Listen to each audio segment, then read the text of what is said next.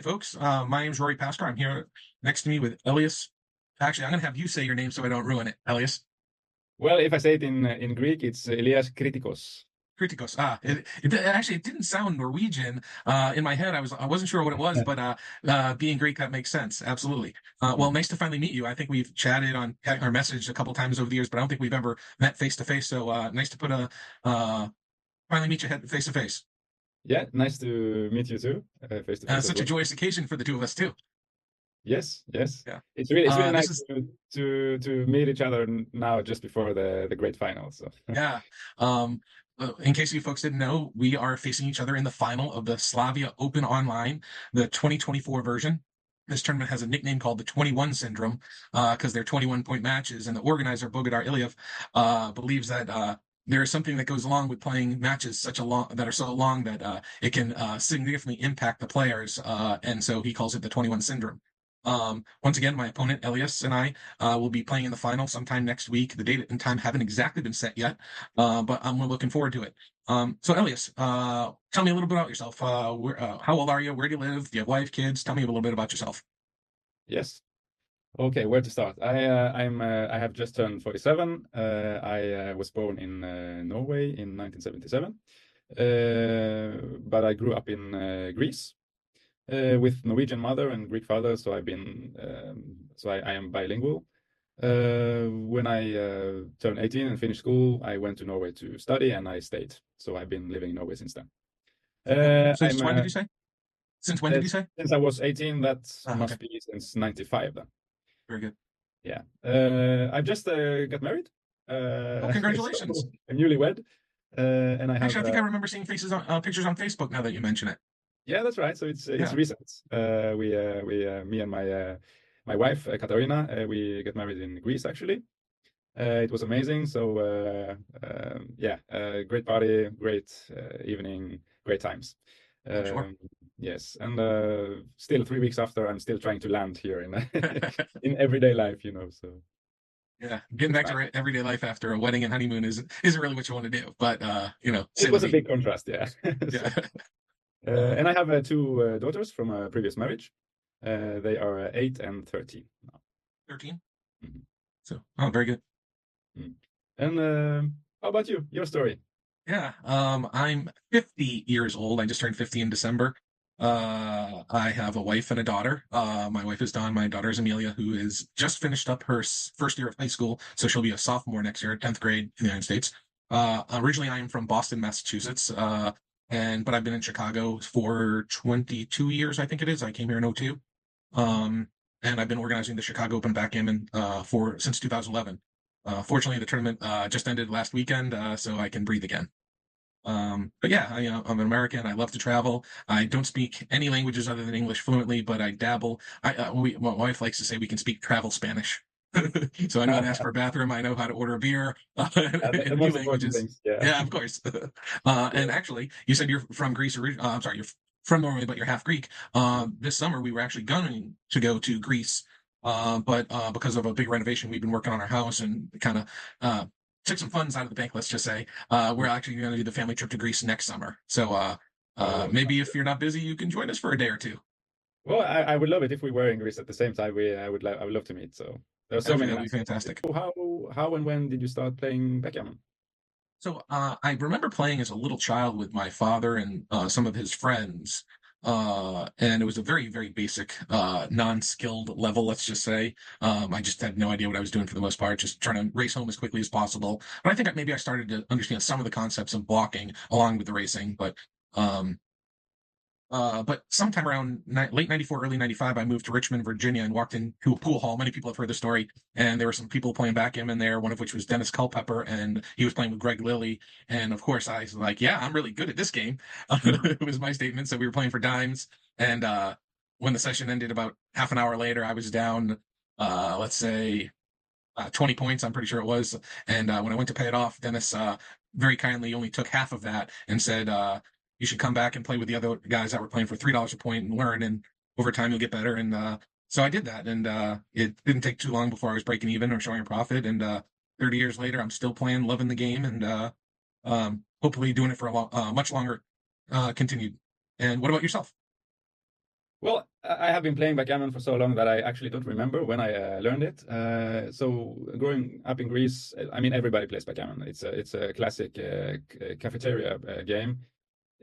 In every cafe, you find a backgammon board. People play for fun, and that's actually what I was doing as well. I remember playing a lot with my mother, with my Norwegian mother.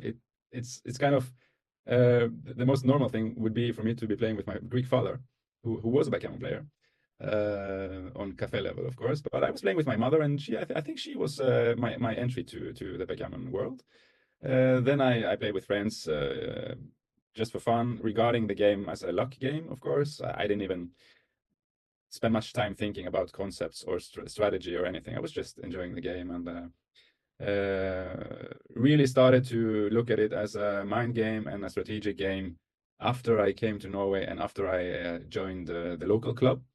And that must have been around 97, I think. So I would say that's when I really started to play and really started to dive into the deeper aspects of the game and realizing that wow, this game is like it's so deep in so many levels and it has so many things you can improve. And that I think that's my fascination about the game. I think that's maybe a question more down the line, but since I Yeah.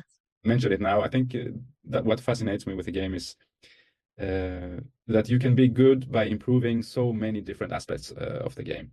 Like I really I'm fascinated by what can affect your play. It's like, of course, studying the game, improving the strategy skills, the calculating skills, some theory, but also the psychological parts, also the physical part, like staying in shape and all that, and also life experience.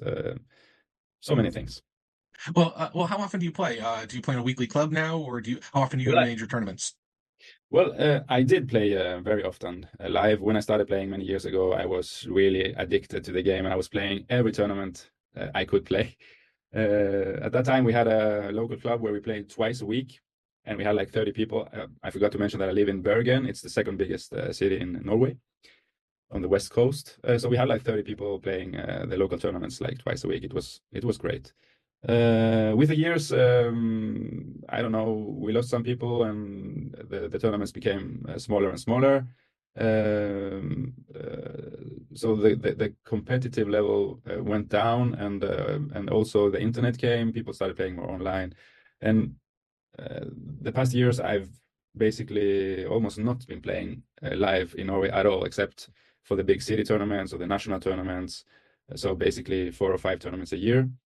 Other than that, I've been playing mostly online the last years and big international tournaments. Where do you play online? Online, I mostly play on Heroes, playing different tournaments, and also sometimes on Galaxy, Backgammon Galaxy. Same How here. about you? Those are Yeah. the two places I play. If I'm playing a tournament match, it's like 90+% on Heroes. Mm. I do play in the UK BGF online leagues, and they have their own setup called the Backgammon Hub. That actually it's pretty good. I don't like it quite as much as Heroes, but it actually definitely is serving a purpose and is very well organized, and it's actually pretty good. But more often than not, I'm just playing some 7-point speed gammon matches on Galaxy. Actually, I Mm. call it my crack gammon. Yeah. uh, I'm just so addicted. I just love playing 7-point speed matches. I played since version 2 came out. I'm pretty sure it's over 1,000 7-point speed matches, and that's the I played a few coin games, but other than those few coin games, 100% of my match play on Galaxy has been 7-point speed. It's Yeah. just what I like. I don't want to play DMPs. I want to play nice 7-point matches. Mm. Um, locally, I play at a club called the Bar Point. I'm not sorry, the Bar Point Club has been retired. The Pub Club is my local club now. It's like 12-minute drive from my house, which is nice. And we usually have 16 to 24 players weekly, which is nice. It's every Thursday night at a nice little restaurant. The restaurant is actually owned by one of the club players, Bob, and pretty good menu. So we have a nice full bar, good food to eat, good action. A lot of good players actually here in Chicago, which is nice. And I get to maybe 6 tournaments a year, aside Mm. from the ones that I run or work. And my favorite tournaments in the United States are New York, which is the largest tournament in the United States. I think they had 200, a record 295 players in January. San Antonio tournament run by Bill and Tara is absolutely fantastic. Um, Denver by another great tournament in the fall run by a good friend of mine, Dan Minardi. We have, fortunately, being in the U.S., we have tournaments all around the country all year long, and it's nice to be able to get out to them. So, Next question. actually, you kind of answered it a little bit earlier, but to you, what makes backgammon such a fascinating game? Yeah. Um, yeah, it's many things. First of all, I I sometimes look at backgammon as a uh, very similar to life, to everyday life. I mean, you have elements of skill, you have elements of luck, you have elements of coincidence, and you have parts of the game you can control, other parts you cannot control. It's similarly to life. You try to make sense of things. You try to improve. Even if you improve, you cannot avoid some bad luck stories. So also sometimes you risk and you get rewarded. Other times you risk and it goes to hell. You know, it's you don't have any guarantees.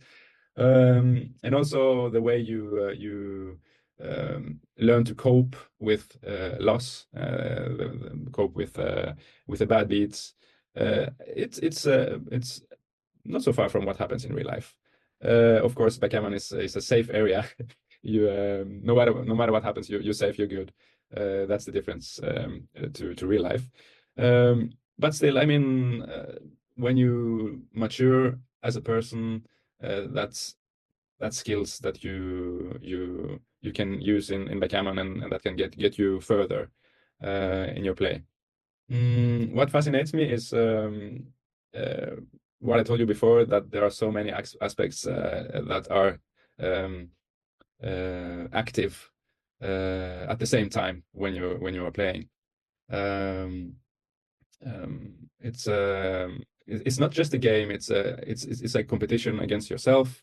That's basically how I see it. I mean, I love the social aspect of the game, meeting new people. I love traveling, making new friends, meeting over a common hobby.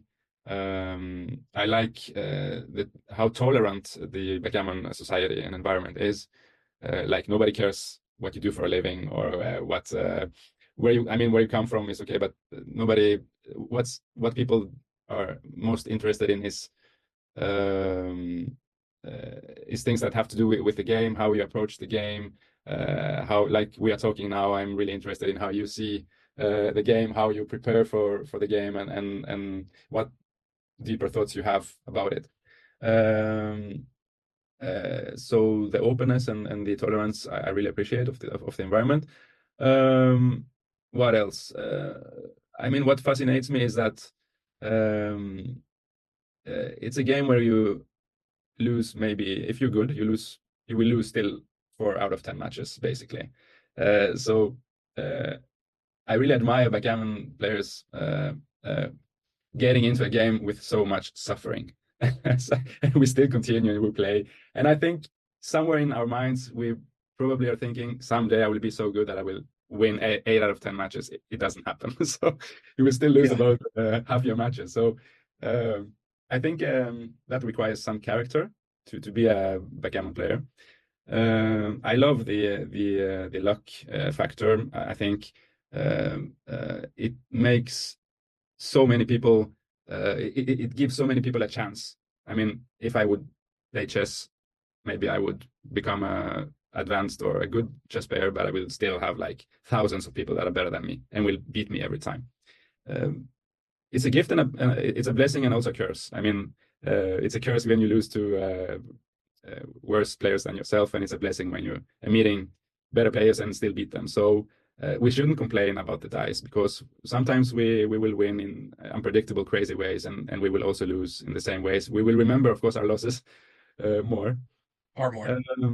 Yeah, long answer to this question, but there are so many things in backgammon that fascinate me. But um, I think that the social part for me is maybe the most important thing, and also this competition against myself, trying to get better, and um, yeah, and the other stuff I mentioned earlier. How about yourself? what fascinates you about I backgammon? actually remembered the thing I was going to say earlier that I forgot, and I Okay. wrote it down so I wouldn't forget it again. And I just, when people ask me about backgammon, and just to give them a very simple answer to what is backgammon, I refer to backgammon as the chess of dice games.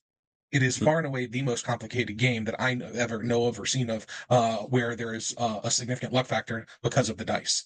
mm, There are other games out there, Parcheesi and card games, but I think backgammon is by far the most complicated game with such a significant luck factor.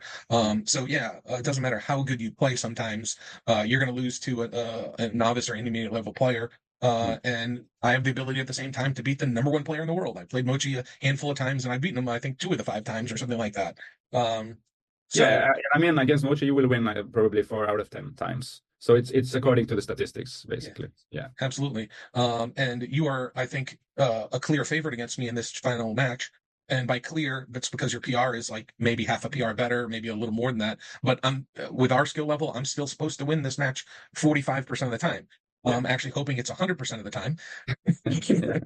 Yeah. Yeah. But win or lose, I'm not going to complain. I'm looking forward to a great match. I hope it is a great match. And so what fascinates me as well about backgammon is the complexity, as you talked about, and understanding where you are in the game at all points of the game. Are Mm, you winning the race? Are you losing the race?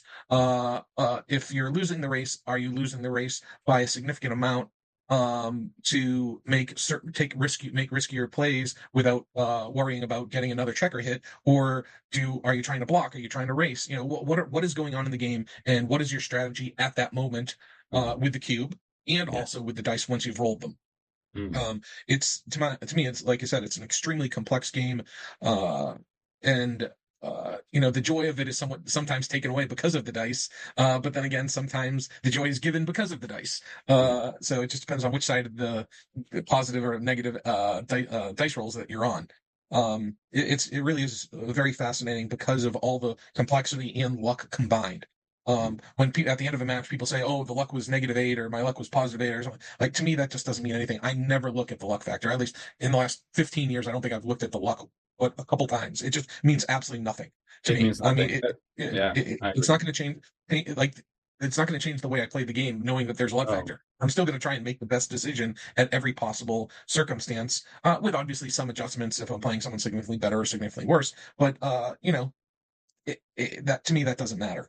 mm, And actually, I think one of the questions you actually posted later goes to that question about how do you adjust your game playing someone significantly better or worse or whatever. And I think I'm just going to go ahead and answer that now and then ask you the yeah. same, just because I mentioned it.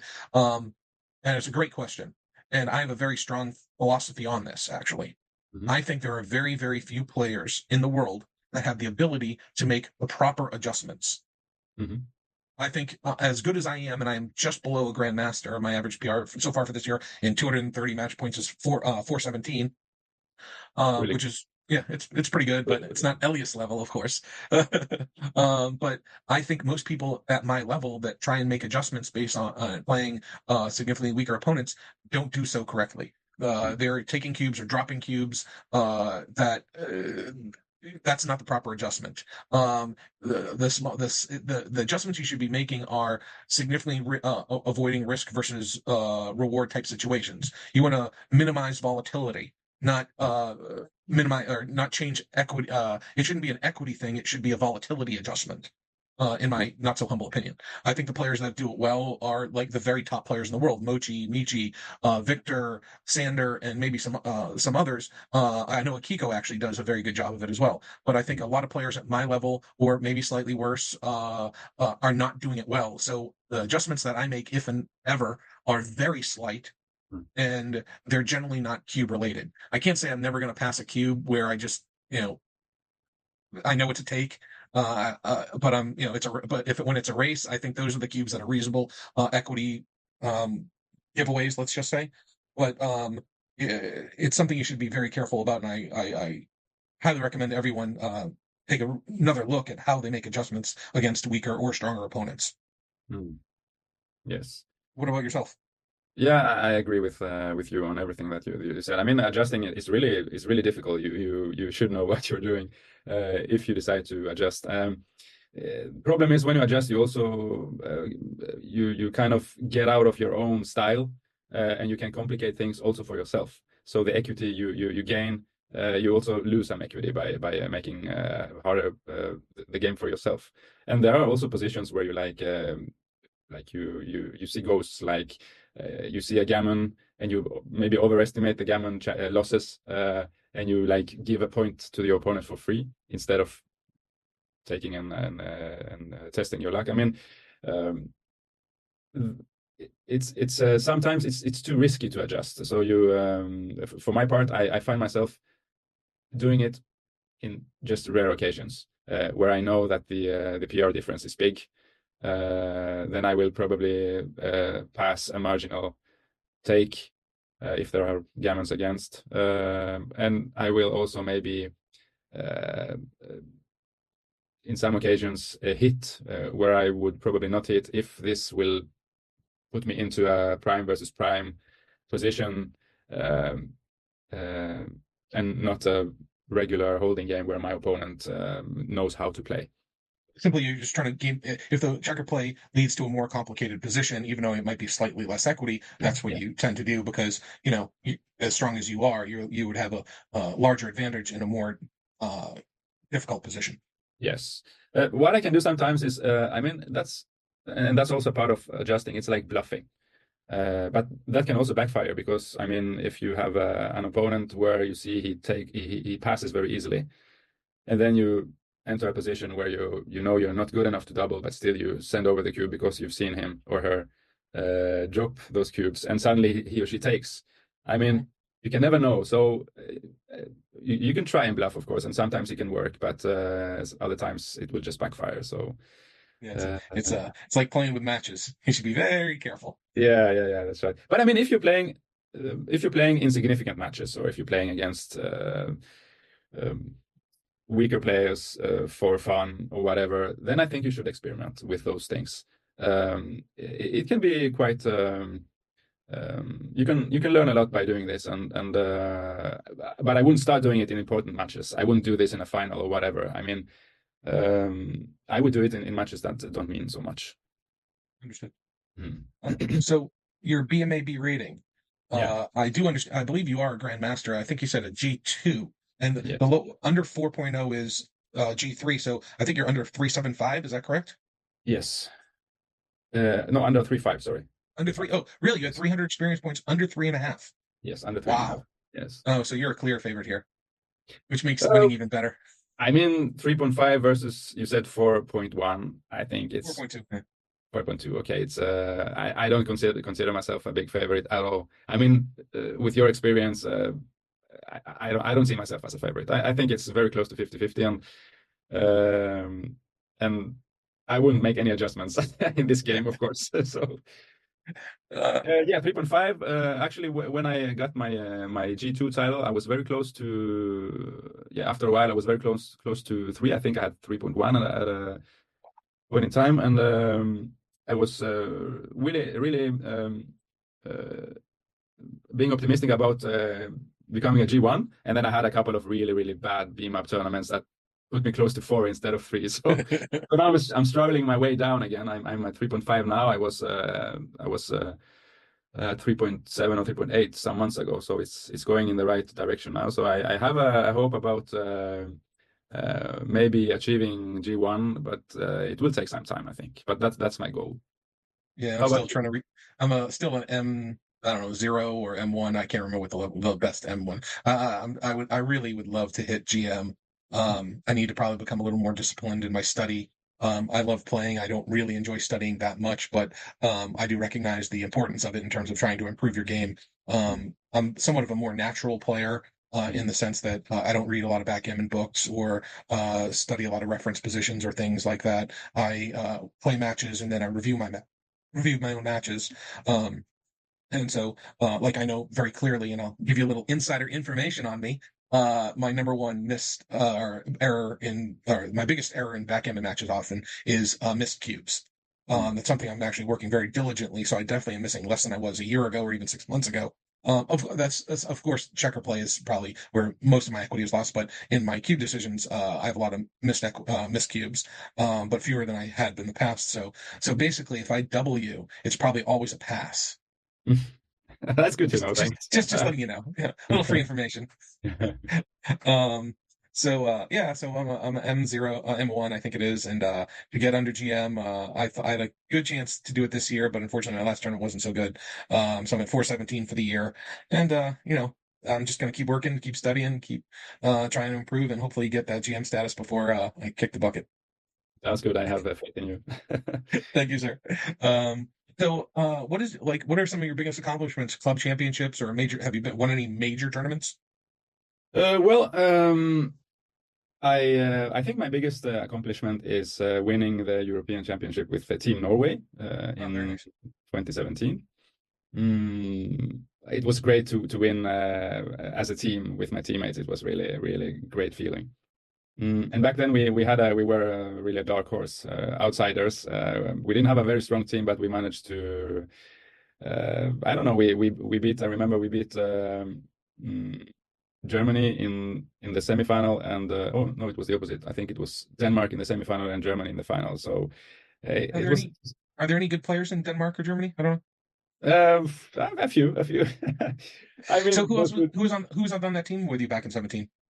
Well, it was Dagfinn Snaheim. Um, Fantastic player. yeah, yeah, unbelievable. He was already very strong. He has been strong for many years. So we had a team that was not selected. I mean, it was you qualified for the team, so you could basically have a year with a good results, and you could qualify for the team, even though you have been playing really bad. Our team was good. It was consisted of experienced players, good players, but we were not a top team at that time. But we had a great spirit, and everything went our way that year. It was really nice. And the interesting thing, That's what it takes. yeah, the interesting thing is, so after 2017, I think the next year was the same thing with the qualification for the team. But the year after, we started selecting the players. We established a committee.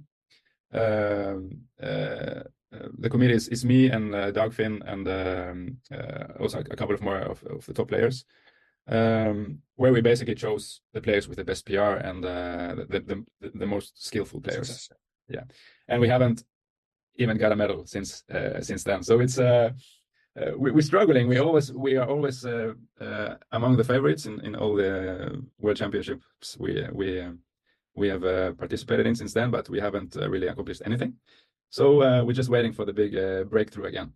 So except for the gold medal with Norway, I would say my first big tournament in my backgammon comeback in 2016, I reached the final of Nordic Open.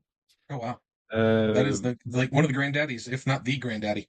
yeah, Like yeah, it's like the strongest tournament in the world. And for those of you who don't know, it the is. level of competition there is beyond strong. So I Yeah, definitely would like to get there one year.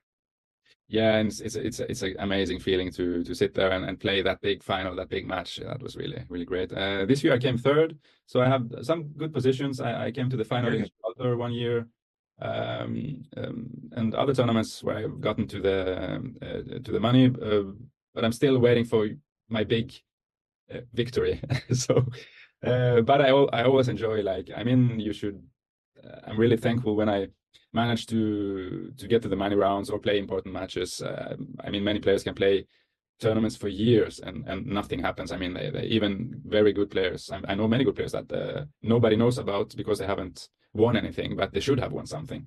Right. So you have no guarantees, no matter how good you are. I won the Norwegian championships. I won the Norwegian Masters, also some local tournaments, and yeah. How about you? What are your Um, well, accomplishments? yeah, well, like I said, I for many years I played in the Chicago Bar Point Club, which is one of the biggest clubs in the United States for many years, if not the biggest. Started by Bill Davis, who was also the founder of the American Backgammon Tour. And I had a really good run, where I won 5 championships, I think, in 9 or 10 years. And I just, unfortunately, that club retired or it closed around either just before or just after COVID. And I started playing at another club here in Chicago, and I won my first club championship in that club. just last year. So I have 6 City Chicago Club Championships. I've won 2 ABT events. The first one was in 2010 when I was not a very good player, but I was very fortunate to win in a Swiss format. And then I won the other. I run the Chicago Open. Bill Davis ran a tournament called the Midwest Championships, and later the CSI Central States Invitational. I won that. I think in 2015. I can't remember exactly, but I haven't won a major tournament since that for the championship in the United States. So in the United States, we call it the Open or the Championship for the main tournament, and then like the big money jackpots, we call our Masters, which I know in Europe that's what you call the Masters division is the main tournament, but here it's like a jackpot. And in was it 22 or 23? 22, I think I won two Masters jackpots. Beat the great John O'Hagan and Ed O'Loughlin in the finals of those 2 events, and out PR'd them in both finals. So it was a little, Wow. cherry on top. Yeah, of It's nice course, to of win the course. PR as well.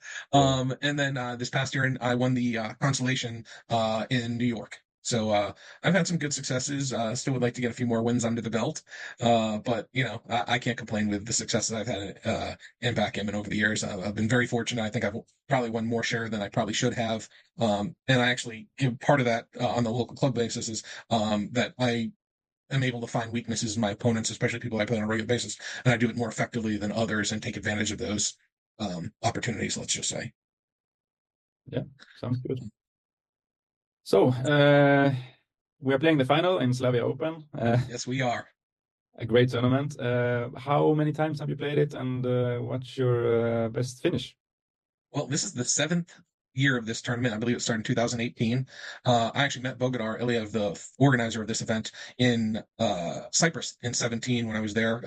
Carter Madig was won Cyprus that year, and I happened to meet Bogadar at some point in time, one of the 600 or so, 500 or 600 players that were there, and we just had a really nice rapport. I thought he was just this cool dude, laid back. He had his hat, and he was kind of funny, and I just really liked him. And so we kept in touch on Facebook, became Facebook friends. And then he started this tournament the next year. And there were 19 players in the first year. And Mm. I lost to the greatest tournament director in the world, none other than Artefin Koglu in the final of the Yeah. very first one.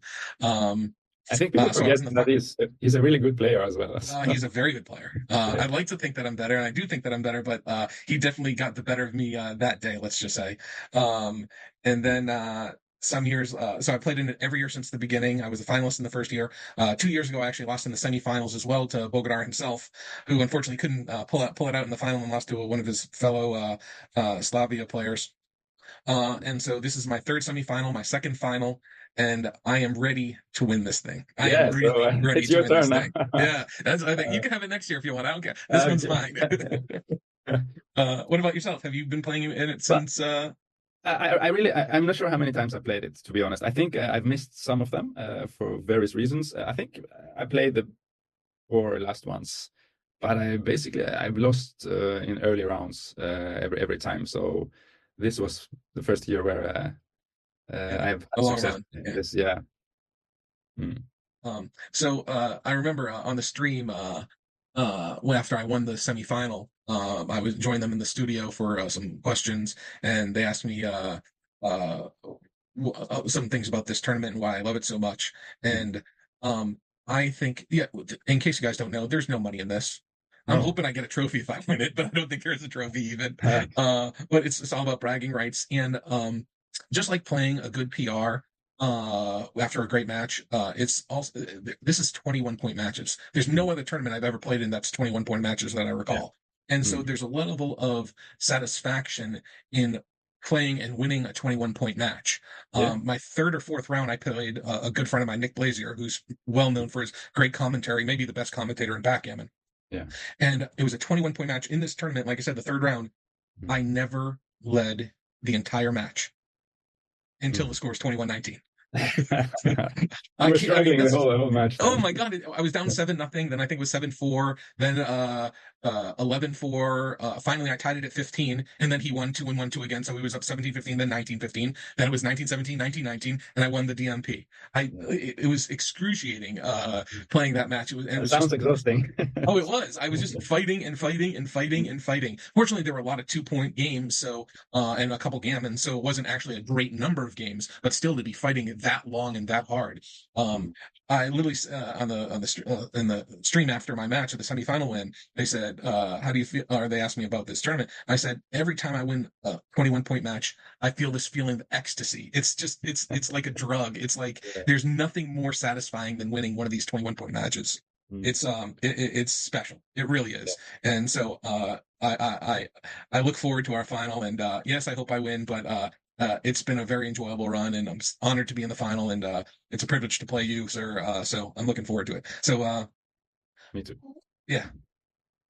So why did you choose to play in it this year, or when you played in it for the first time? What was your motivation for accepting the invitation? Well, I was asked by Bojdar, and I thought, why not? Usually, I'm playing tournaments where involved. This time, I think actually it's kind of relief to play just for fun, not having to think about trophies or prizes or anything, just concentrating on the game.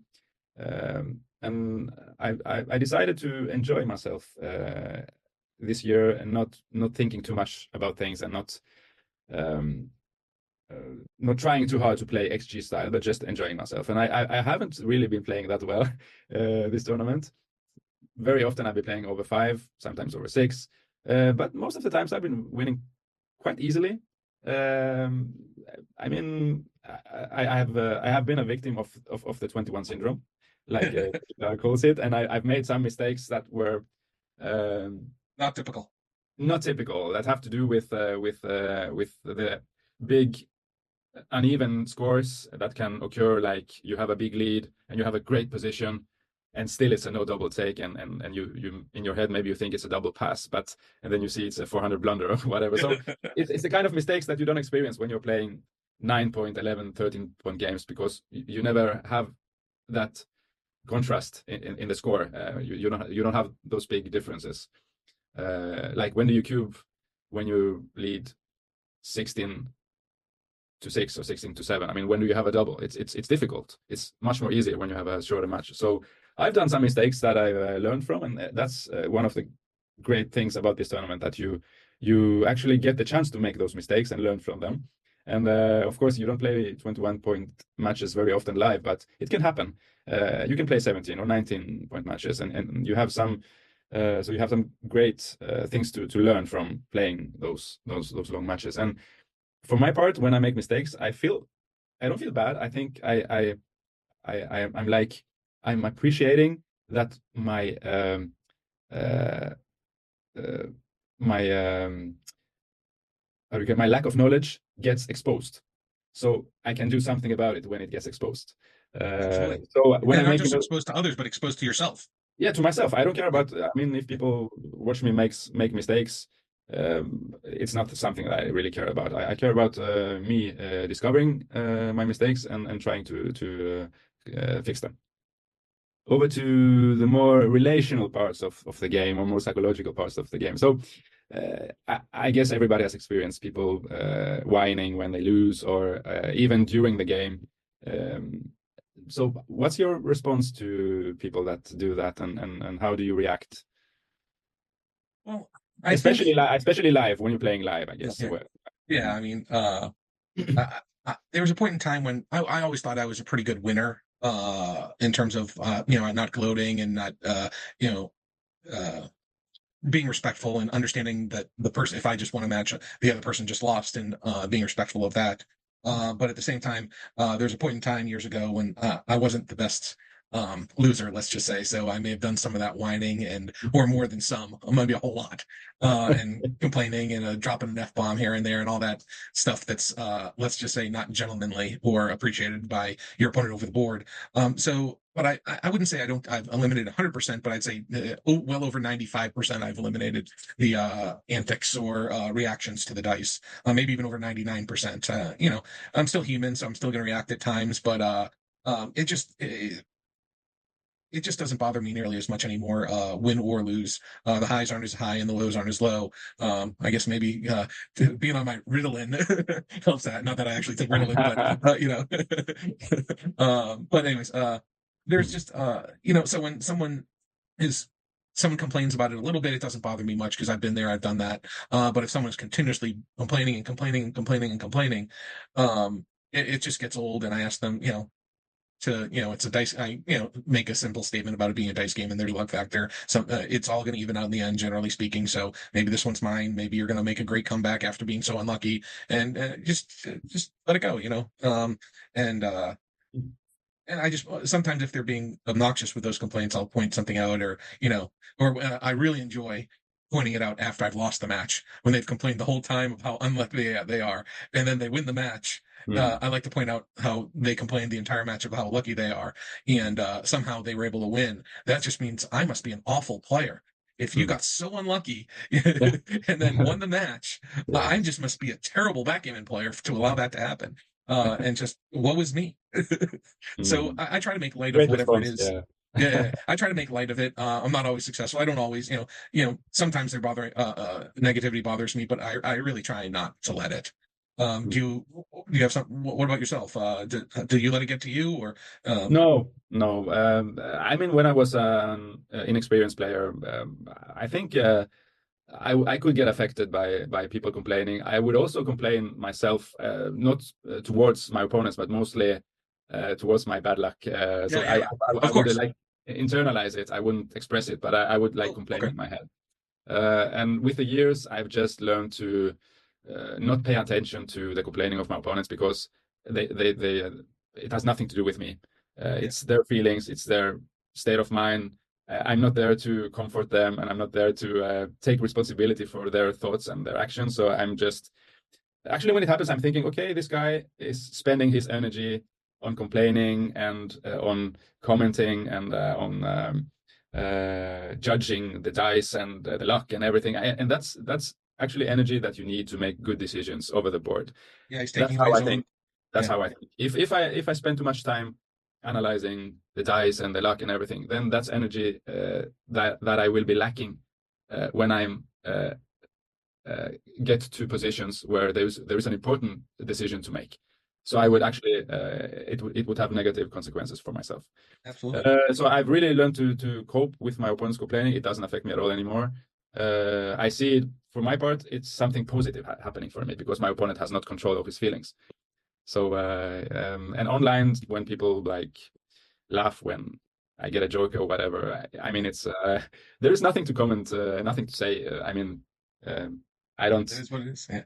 yeah, it is what it is. So, and I mean, it has also to do with experience. I don't see the great experienced players complaining. I mean, you can get disappointed or even sad, but experienced players, those feelings don't last for long. And they know that, okay, next time you will win, you will be in your opponent's place. So it's nothing that lasts and it shouldn't last. So. Actually, I really like this question that you proposed, and it talk about how big is the psychological aspect of backgammon, and we already talked about adjusting to weaker players. So, tell me about the psychology or how you see the psychology in backgammon. Yeah. Uh, I mean, the psychology factor that's most interesting to me is how you cope with what's going on, um, how you maintain your motivation, how you maintain your positivity, how you cope with bad luck, and how you adjust your strategy, that kind of thing. And in order to do that in a good way, you have to keep calm. Um, for my part, the psychology of the game does not have to do so much with coping with your opponent as coping with what's going on over the board. So I'm not so affected by my opponent, and I don't think I can really affect him or her in uh, in a great way. It's mostly what I'm working on is how I'm coping with the game inside my head, and how I can try to keep calm no matter what's going on. Over the years, I've experienced like the kind of game you talked about earlier, where you're struggling, you're behind the whole time, and you have this feeling that my opponent is always leading. But you have to really wait for a chance, and that's an advice I got some years ago, that in most cases you will get a chance to enter the game, even if you're like struggling, even if you're behind, you will get a chance um, to return.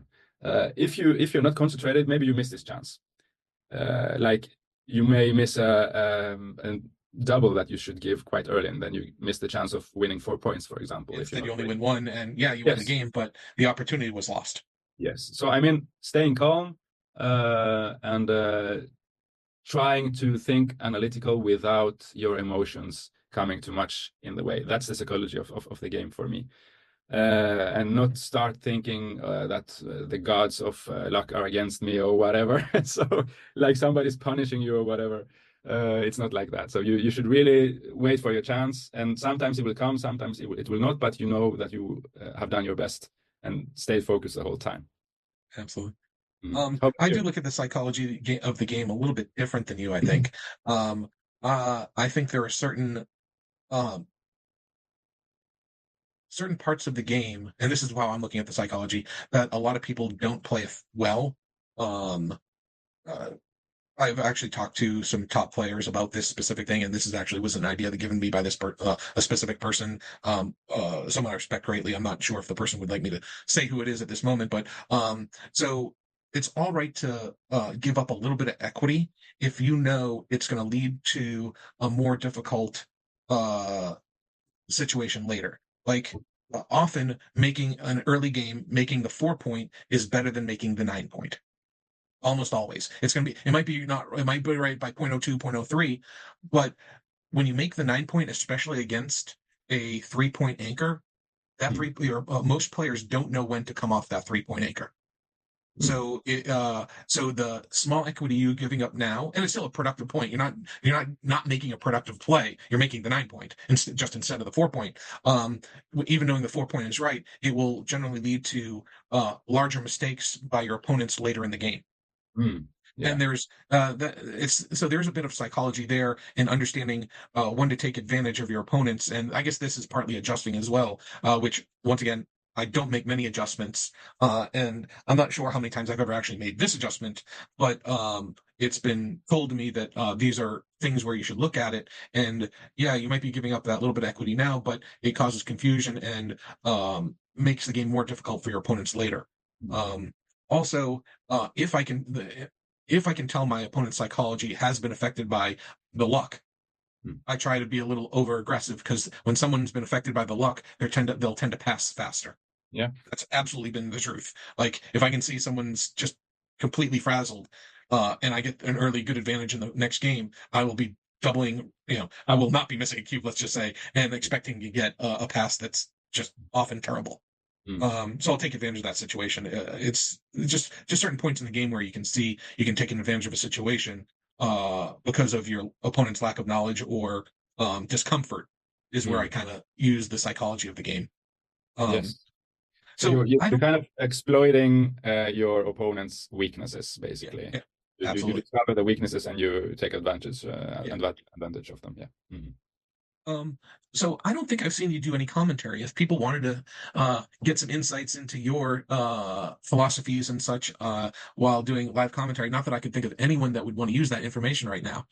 Uh, but might I be able to find, or people be able to find you doing commentary on a live match or somewhere? Are you on YouTube at all, or Yeah, actually, I've been a guest a commentator in I don't remember the number, but in various matches in various tournaments. I've done commentary in Nordic Open, in I can't even remember. have you It's done any for the Slavia Open at all? the Slavia Open. Have you joined Bogodar, Giancarlo, Yes, once and Eric last year, I McLaughlin? think. Yeah, Huh. and yeah, maybe live. I've done commentary 6 or 7 times. I don't know. I don't have any links to give you or whatever, but I enjoy commentating, and I think it's really interesting to discuss what's going on and like apply theory and also personal preferences and also listening. I really enjoy listening to other people's commentary. It's one of the things I do to study. So Oh, actually, speaking of that, how do you study backgammon? That's one of our last few questions. We're about to close up here. Just have a few more questions. And how do you study for the backgammon? well, for most part, I study by analyzing all my matches. I read some books once in a while. I repeat some books that I've already read. Buying new books that I think are interesting. I had my some years in the beginning of my backgammon career where I really spent a lot of time studying and reading.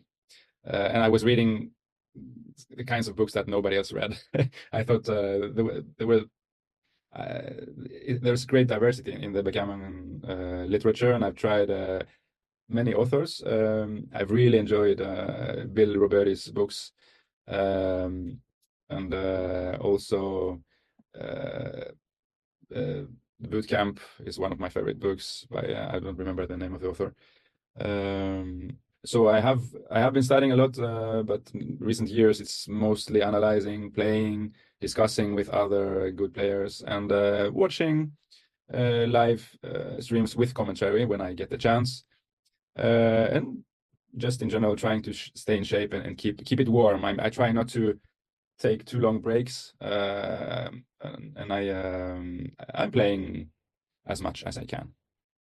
How about you? Yeah, my number one way of studying is playing on Galaxy, the 7-point speed matches. Obviously, I'm not able to give some decisions the time that they deserve, just because it's speed gammon. Although I don't find the speed setting to be overly aggressive on Galaxy. I could play at a much faster pace if I had to, and I have played some nuclear gammon, this is what I call them, matches, and some much faster paced. So I do have time to consider when I need to. And just after I play one of those matches, I'm pretty good about then reviewing all my errors in the match. I should probably review some non-errors as well, like just decisions that were really difficult. It's just kind of hard to remember all of them. But just go through the errors, or even the entire match, and just see what I got right and see what I got wrong, and try and find the reasoning. If something's a 0.02 error, there's no reason to spend a whole lot of time on it. A 2% error, I mean, they're going to happen in backgammon, but it's when you're making 0.05, 0.07, 0.08, or significantly larger errors that there's really something to be learned from there. Early game, ahead or behind, do you make the advanced anchor, or do you make the point in your board kind of questions are errors that small are some of the small errors I often make in early part of the game. I wish I wouldn't, and so I found that is something I'm constantly looking at. Whether I get it right or wrong, though, I remember that that's one thing. Okay, this is the problem, something I'm struggling with. So at the end of the match, I'll make a notation: game 7, move 4, something like that. So I'll make sure I review that. But understanding your weaknesses, and then looking at positions within that foundation of what you're struggling with, so you can improve in that area, is really important. If you don't have a backgammon teacher, I know plenty of guys here in the States and abroad that can help you improve your game. And a lot of them do that exact thing, is play matches, review their own matches, and use those positions where they blundered as training tools. Or if you played a BMAB tournament and you have 5 matches, say 5 9-point matches of data, you can send that information to your teachers, and they can use that to create a study guide or a lesson plan for you. To me, that's a great way to improve. Yeah, I agree. I think also players tend to look too much only on the mistakes and the blunders, and they forget to look at the correct decisions. Yeah, the difficult decisions they got right. Exactly. Yeah, that's right. So you like jumping over the difficult decisions that you got right. Like most players go through the matches and maybe just try not to spend too much time on one match, so they just look at the blunders. So that they're forgetting the difficult decision they got right and what made them make that right decision. They should be focusing also on that, because there is some element of luck also when you make a good decision. Like you could be 50-50 about something, choose the right decision. You should know why you made the right decision, and try to also dive into that aspect of the analysis also. I recommend also, if any position that you spent 30 seconds or more of clock time in a match, make a notation: game 4, 4-2, whatever, make a notation, so you can revisit that specific position. And when you do revisit that position, don't just see if you got it right or wrong. Think about the process you went through, how you made your decision, and then look at the correct answer and either confirm that the process you went through was good, or if you didn't, what maybe you missed in your analysis to come up with the right play in the future. Yeah, I agree. For my part, one of the great ways of learning is to play important matches. I remember my big blunders in big tournaments really well. Very often I forget my big mistakes in insignificant matches. But the big mistakes you make in important matches really hurt. So you have to experience that pain, and maybe several times before you really have adopted the knowledge. So And actually, sometimes it's not pain. Sometimes you make a humongous error and get away with it. yeah. As I did actually I think it was in the semifinal match. It may have been the match before, but I'm almost sure it was in my semifinal match. Mm. By chance, did you see my post in the Facebook strategy group? Where I didn't actually post the position as a question. I posted as a lesson learned kind of thing. And the title of it was, Sometimes the golden point isn't so golden. Oh, I don't think I've seen it. Okay, No. it's a great, you should actually try and find it. Just go to find me on Facebook and search for it there, but I can give you a basic setup. I have two checkers on the 7, 3 on the 6, nothing on the 5. All my other checkers are on the ace and deuce because my opponent has my 3 and 4 point. Hmm. So I have 2 on the 7 and 3 on the 6. Everything is down low. And I rolled a 2-1. Hmm. There's only 2 plays. I insta-played making the 5 point. Just insta-played it. Either play leaves 20 shots. Hmm. Either clear the 7 or make the 5, clear the 7 completely, play 7 6 7 5, or make the 5 7 6 7 5.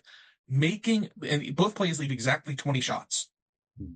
My play making the 5 point was a 317 blunder. Wow. Yeah. Because of the future shots. Hmm. Then basically I made a point I had to clear. I just autopiloted making the 5 point because it's got to be right. I mean, how do you not make the 5 point if it's and it was and if I had taken the time to count the future shots, 100% I would have figured out the right play. I actually in the post in a comment I probably said 80 if I had taken my time 80%. No, it's 100% I would have gotten the right play. As anyone that would actually take the time would make the right play, but Hmm. I just autopiloted it. Yeah. Don't autopilot. Don't That's autopilot. often, yeah, that's often the case. That natural, what seems natural, is not necessarily the correct play. You have to see um every option, and I think, like you say, if you spent more time, you would probably find the right play. But it looked so natural, and you should make your golden point when you can. So, Yeah. It's but a at the pretty same time, recurring. it sounds perfectly natural to not make it, because why make it if you are going to destroy it again later? So Yeah, why exactly. create a Very, problem? very soon. I mean, I'm not going to keep it more than 3 rolls, I don't think. Yeah, Uh, yeah. but Mm. um, so one of the questions they asked me on the stream after I won my semifinal match is, what is your expectation for the final? Well, as in every final I'm playing, I really just want to enjoy myself and have a nice time, and fortunately get an interesting match with many, many interesting decisions. I enjoy the matches where I mean, the match is not decided until the end. Yes. It can be quite exhausting, but I like the feeling of having really played a full match. So my expectation is to have fun. I've stopped having expectations about winning. I mean, I have a hope of winning, but I don't expect it That's anymore. So funny I'm because that always was my exact answer that made the guys crack up in the studio. They said, what are your expectations? What are my expectations? I expect I'm going to win this damn thing. I got to take it yeah, down. yeah. I hope, but I don't expect it. Yeah, So of and I course. and I and I will try to have my best match of the tournament. In this final. I will really try to be concentrated and not tired. I really want to be in shape for this match, and I really hope, and also for both of us, that we can maybe we can try to have a combined PR under, I don't know, 7.7, something like Yeah, that. Can we make that? that's kind of what we set the line at. Yeah, Um, if you're 3.5 and I'm 4.2, that's 7.7, and I think I we think we definitely can can do play. it. I think we can I do it. think we're probably a dog to play under it. Yeah, maybe. Um, but I think it's got to be pretty close because uh, it really is the point, the 7.7, where I'm trying to decide whether I would take the under or the over. Because if it was 7.8, I know I'm taking the under. So it really must be like the perfect line. So um, I still have I did not play well recently in another match where I thought I was going to play well, and unfortunately I played like a dog. But I'm feeling confident, and I guess I should be more confident in your PR than mine. But I think we're going to play under. So if you want to bet over, I'll take $10 on the under. Ah, no, thank you. I think we'll play under. So I didn't think you'd take the bet. But I it's been an absolute pleasure. I think we've never really had a conversation before. We've had some texts, but it's been a great first conversation, and hopefully people are entertained by our answers on many of these questions. And come watch the Slavia Open online. I believe it's going to be sometime between next Monday and Wednesday, the 10th to the 12th. Most certainly at sometime around noon Chicago or 7 p.m. Central Europe time on I always say his name wrong. Give me 1 second. Gian Lazaro Gian Sana Lazzaro. on his Gian Lazaro. Sorry, stupid American. I can't say nothing right. Say it again. I think if I'm pronouncing it Yeah. correctly, Gian Lazzaro. Yeah, and last name Sana on Facebook. You can find him, but also his YouTube channel is where this will be streamed.